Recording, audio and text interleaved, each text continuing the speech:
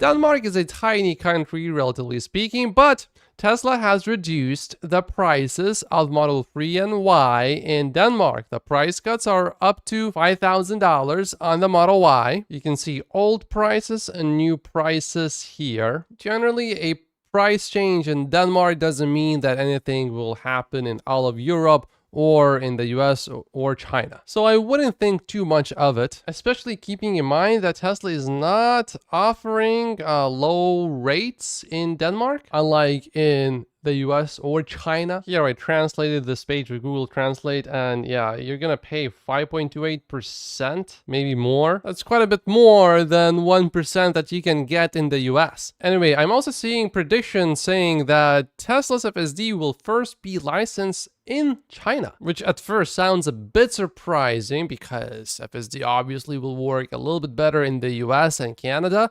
But when you start thinking about it, it makes some sense. For the US and European automakers, there's this huge emotional barrier. If they do that, they have to admit, oh, we failed. But the Chinese, it seems to me, they just want to move as fast as possible. The question is, when exactly will FSD go live in China? We know it is going to go live to employees first, and that should happen pretty soon. But when will it go out to regular consumers? We also just learned that in China, single pedal driving will not be allowed. So we could see some maybe extra regulations making FSD's deployment a bit harder in China. AJ thinks that NVIDIA should be thought of as an ally of Tesla, not a foe. If you don't understand this, you don't understand Tesla.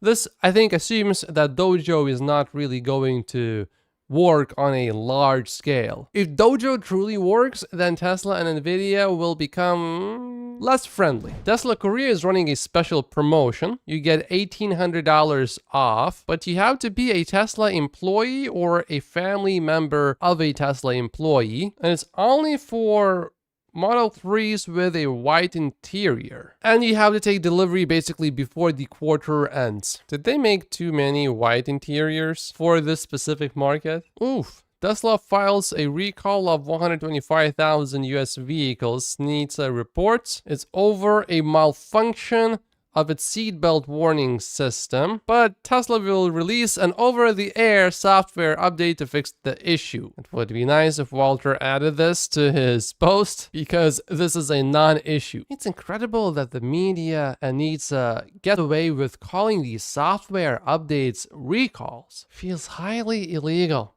Speaking of crime, you can now get arrested by police in Cybertrucks. This is pretty cool. There's another big wave of Cybertruck reservation invites going out, and some people are wondering, well, if I refuse to take this foundation serious, do I lose my reservation spot? I mean, my spot in the reservation queue? Well, for your information, if you receive an invitation from Tesla to order a foundation series Cybertruck but don't want that trim, you can simply ignore the invitation. You won't lose your spot in the reservation queue. Just wait for the less expensive Cybertruck to come out. Now, Sawyer is just speculating based on his experience, but someone seems to have called a Tesla rep and was told the exact same thing. It seems like Tesla will offer a Cybertruck Foundation Series to everyone on the reservation list. It is now officially confirmed that supercharger access for GM vehicles and Polestar vehicles has been delayed. For Polestar is delayed at least until the summer, and GM, which was originally expected to gain access in February, has also confirmed a delay in the availability of their NACS adapters. AJ though thinks in Polestar's case it likely won't matter because